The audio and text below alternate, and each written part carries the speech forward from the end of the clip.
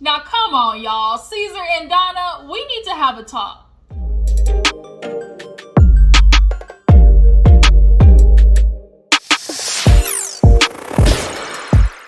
What's up, you guys? Welcome back to my channel. Appreciate you for tuning in. We gotta talk about Black & Crew, you guys. I know I missed last week's episode, but in comparison to what happened this week, it ain't got shit on what happened this past Monday, because we finally got the inner workings, or at least a little bit more information of what happened between Caesar and Cheyenne. Actually, last night, I think Crystal, Cheyenne's mother, released some type of statement saying that Caesar sent Cheyenne like a cease and desist or something like that. So it's literally kicking the dust up and making the shit messy all over again. So we're going to try to, break down this recap of the episode and just kind of get into everything. Y'all definitely drop down in the comments and tell me how you feel about what happened this week. All right. So if you're new to my channel, make sure you hit that subscribe button. Okay. Appreciate you for tuning in.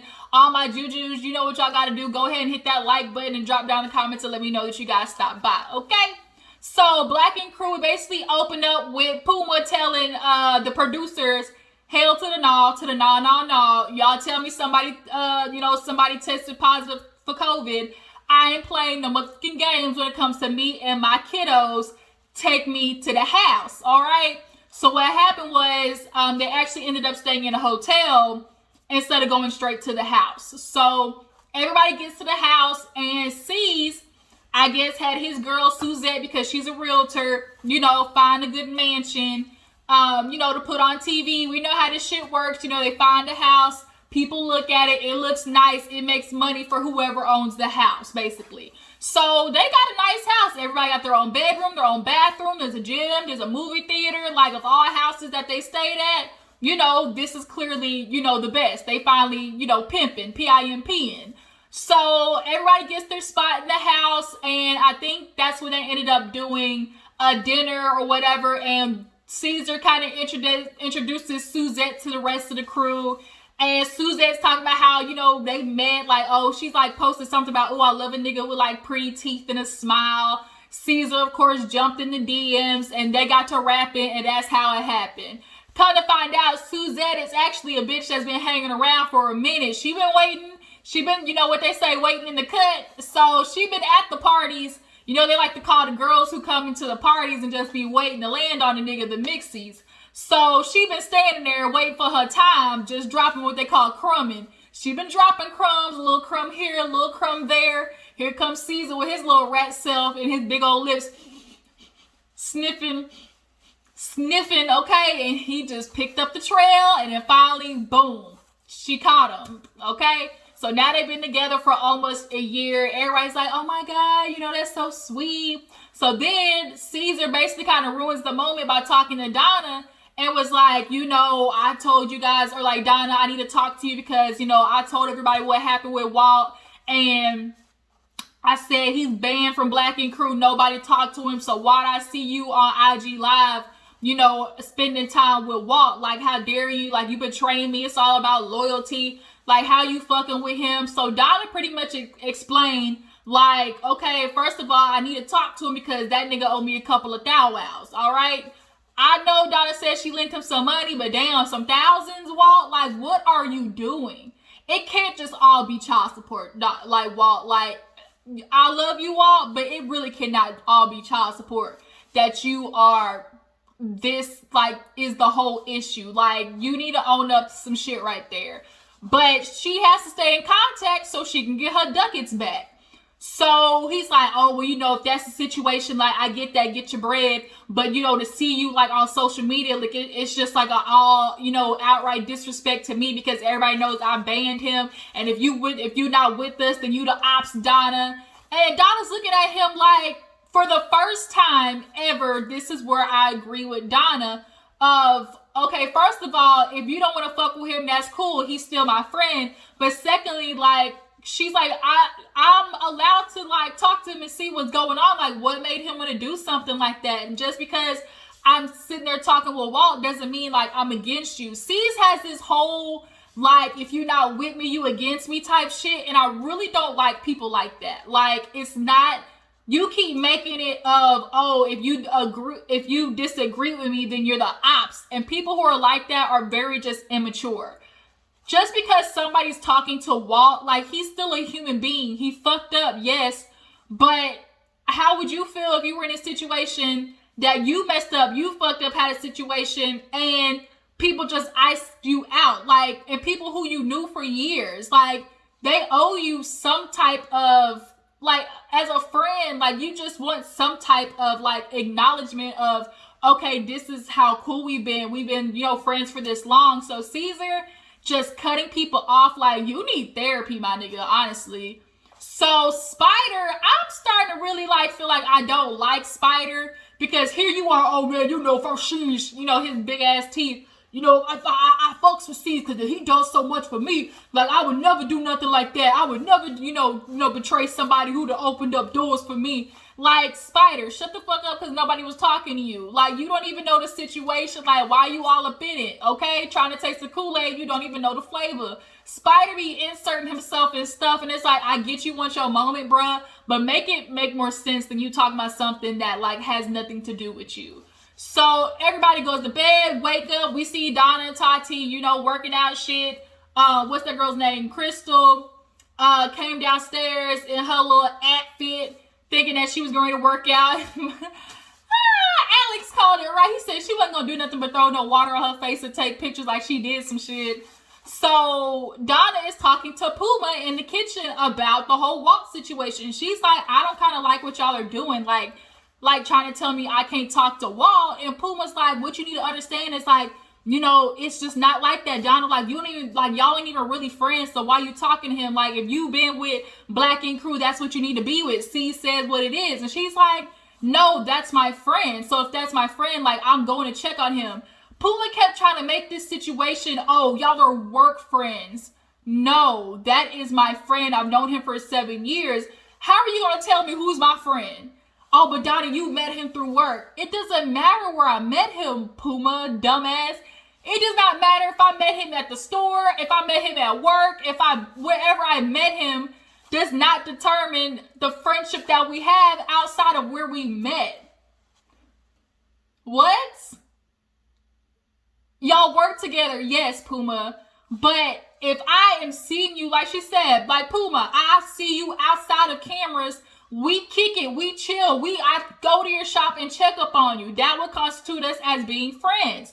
So Puma kept trying to, like, y'all are only work friends, Donna. Like, nigga, how you gonna tell me who I fuck with? Like, Puma kind of pissed me off right there, and I think he's just trying to, like, ride the wave with C so he don't, like, have an issue with him, because now they're back cool.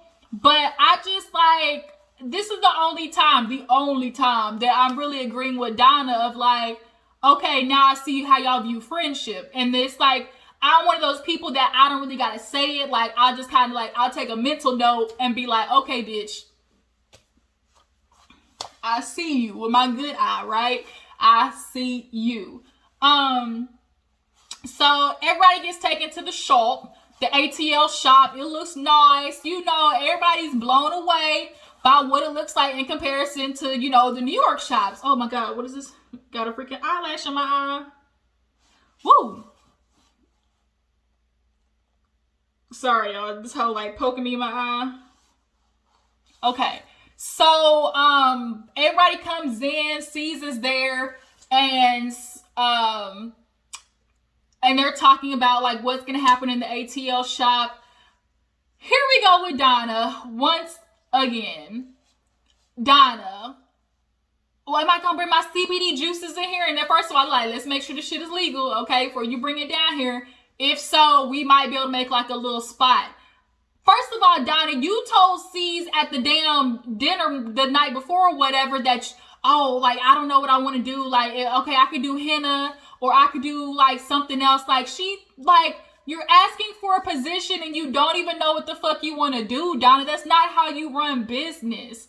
I don't give you a slot when it's of no purpose. Like, bitch, you don't even tattoo good, so you gonna do henna good? Like, what are you gonna do with henna?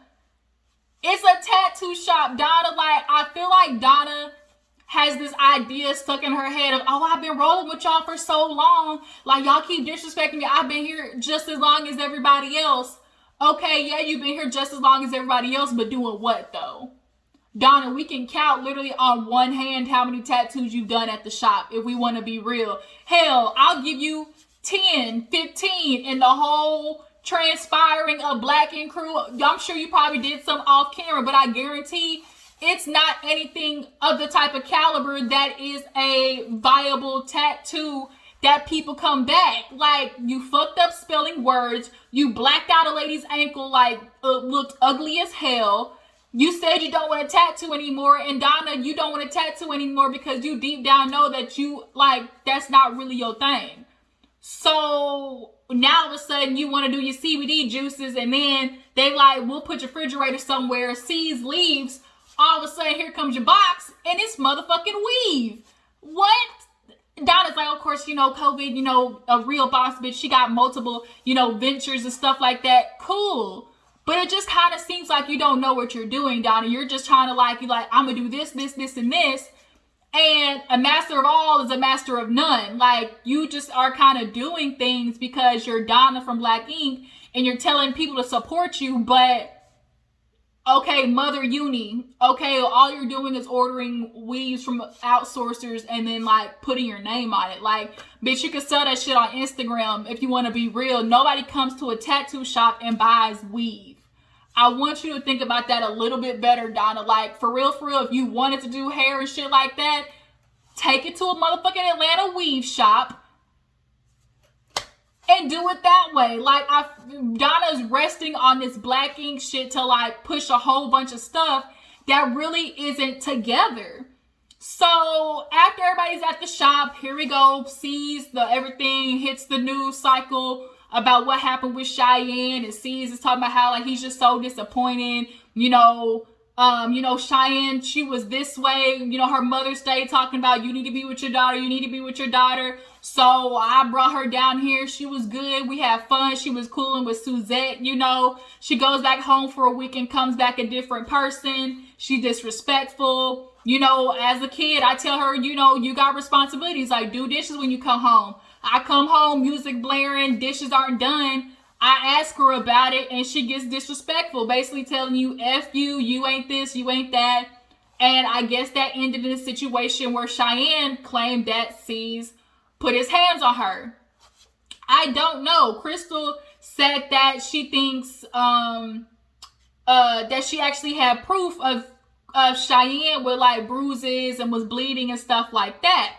So what actually happened was the situation happened itself, and it was under wraps until 3 months later, when I guess Cheyenne saw something with Suzette and Caesar and the kids, and it caused a whole, ripple effect of her getting pissed off with him. All the stuff came out, and y'all know what happened after that. So Caesar's feeling some type of way. He feels like, Crystal also plays a part in it with how she's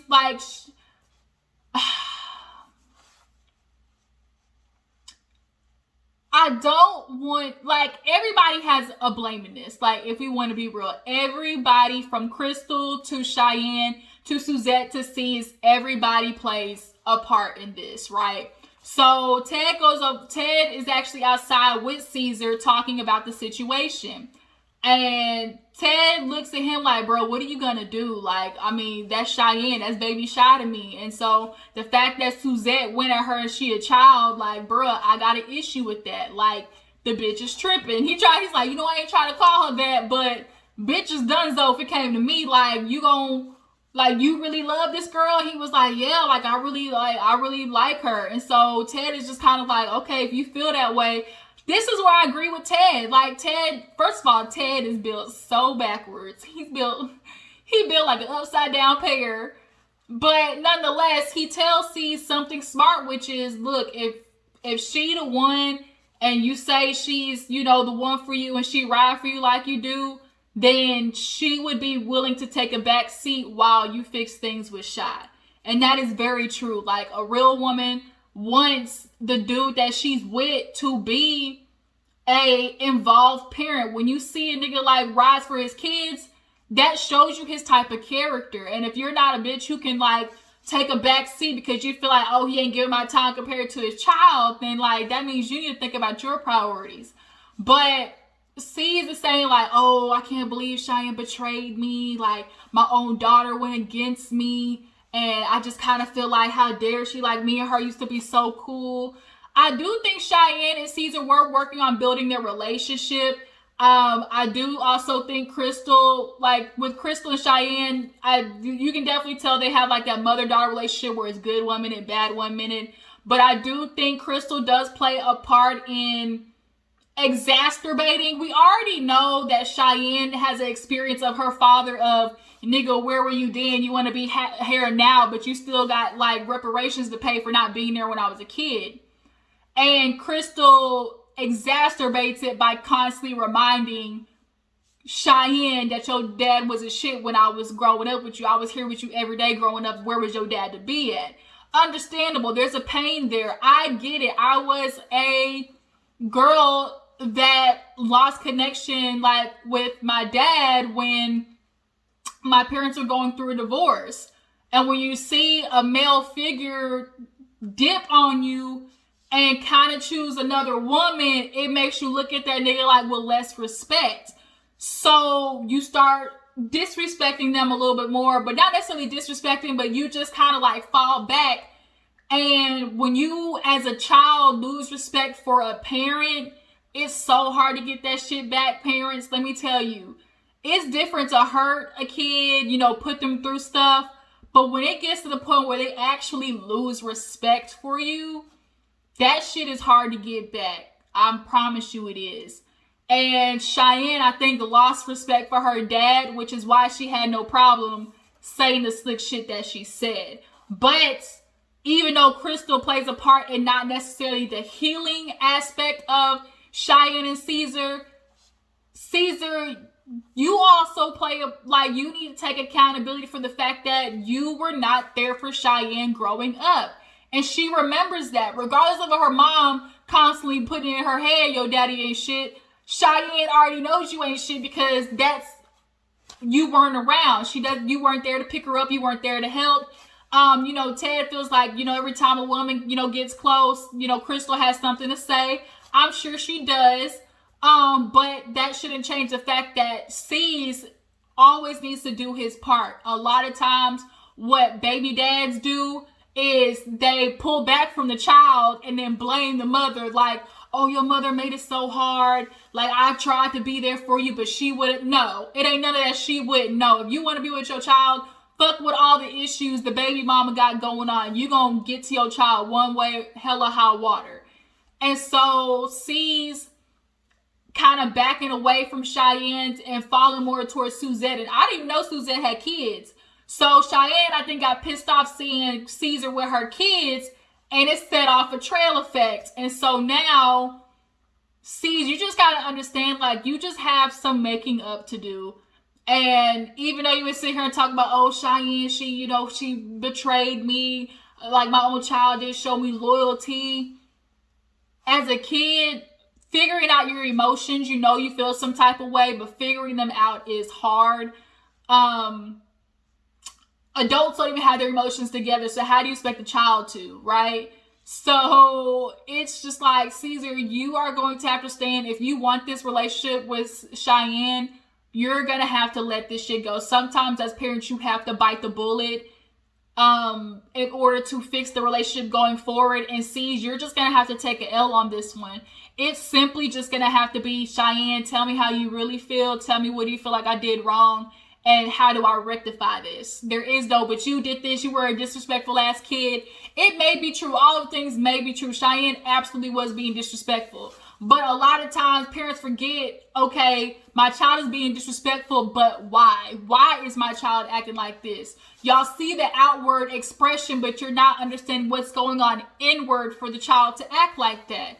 And Caesar, you just got to understand, like, parents feel like, oh, because I'm doing all this good stuff now, that puts a blanket over what happened in the past. My dad was bad about, like, I had a conversation, like, we had a full-on conversation. he's like, oh, if you can't let stuff go, then that's your problem. Like, you can't move on forward in life if you don't know how to let stuff go. It ain't about letting stuff go. It's about the fact that you can't sit here and try to be good with me now and not understand that years of you doing bullshit to me, to my mother, my family, like as C's did with Cheyenne and Crystal, like you can't sit there and be fucked up this moment, and because time passed, like time is supposed to heal all wounds and we're just supposed to forget that because, oh, you're acting all good and gracious now. Like, that's not how the shit works. So Ted basically said, fuck Suzette, I ain't win it, because we were kids who grew up without, fathers. Caesar fixed that shit. So we see Caesar calling Cheyenne constantly, but, Crystal, the mama, said that ain't for real. Like, he didn't call her, at all in the whole 3-month span before the shit hit the fan. Which, if that's true, that's very disappointing. But we get back to the shop and everybody's picking their booth. Here we go with Puma invited Quani and the kids down. Puma don't play by his kids. Quani's mama, we all know Quani's mama and Puma just go like this, y'all. They be batting heads. So even the grandma came down. Grandma Lottie said, ain't nobody gonna be fucking with my grandchildren. COVID situation, I'm gonna be here for my grandkids. I'll be damned. They was like, what would you gonna do, Puma, to protect your family? He's like, well, I know some people. That's not what we doing. But he's like, I'm glad they came down here. Shit is situated. So back to the shop. Everybody's picking their spot. Tatti, she's like, I got this managerial position, and I can respect the fact that Tatti is, taking her role. When you are a manager, you got to take inventory. Like, I need to know what supplies we're buying. You got to know that shit as a manager. And the fact that old girl Breezy didn't, somebody spending some money, you got to make sure your money count for what it count for. So all of a sudden, Donna comes in with a whole ass bag of stuff and a little section. I'm going to make my section. Wait a minute. Why is this girl over there by Alex that was free yesterday? And Tatti's like, well, we put her there because she was piercing in the closet. We made an executive decision, me and Breezy, she would be out in the front. Well, you can move her. No, Donna, I can't. I just put her there today. Well, she wasn't there yesterday. What does yesterday got fucking do with today, Donna? No. She's like, well, you can move her back. And Tatti's like, I'm not going to do that, Donna. Donna, this girl is a piercer. She actually has people coming in. You ain't got nobody coming in, Donna. What the fuck? So now Donna's like, oh, Alex, we gonna have a problem. Me and Tatti about to fight. And now it's starting to make sense. They reveal, all three of them been doing a whole bunch of menage a trois, and Donna and Tatti were back to being scissor sisters. So now they feel like because they done swapped body fluids that Tatti owes them some type of unearned space or unearned, opportunity. And Donna, your input to Black Ink is literally on a scale of 1 to 100, maybe 15. Maybe. Out of 100% of what you put of Black Ink, you may be at 15-20%. I'm being generous with that because you don't do nothing, okay? Now you're bringing all types of shit into the shop and you probably don't even have no business. So you're not going to take up a position where somebody actually is licensed to do something and they're bringing in customers. So now Tatti's like, I get it, Donna. I see where we at. Tatti's like, Donna's like, so now you got a problem, but you were just in our bed last night. Really, that's what it was? Don't forget you got to come back to the house. We all live together. Tatti's like, okay, Donna, I see it. I see what you say. But what did I say, Tatti? That you don't fuck with me. Also, since you don't fuck with me, you trying to fight? Donna, why are you trying to fight? Here's where the immaturity comes in. And Alex, here's where your be a man shit comes in and tell Donna she wildin'. And what happens a lot is you can tell Alex doesn't tell Donna when she's acting up because he don't want that wrath turning on him. And all you're doing is creating a monster in the meantime, Alex. And now here it is. You got Donna feeling like she deserves a spot for something she absolutely did not earn. Donna, what is your issue? Like, you don't do shit. Like, I can't. Donna, you don't do shit. Repeat with me, you guys. You don't do shit. So you are not getting ready to take up a space, not bringing in no goddamn money. So now these two are about to like have an issue and an episode goes off. So next week, Tatti and Donna go at it again. Caesar's blocked from Cheyenne's phone, so trying to fix that. And he's talking to Suzette about how he's gonna fix it. So y'all tell me how you feel about the episode. I'm gonna catch up with y'all. I gotta go hit the store. I will catch you guys later. Deuces.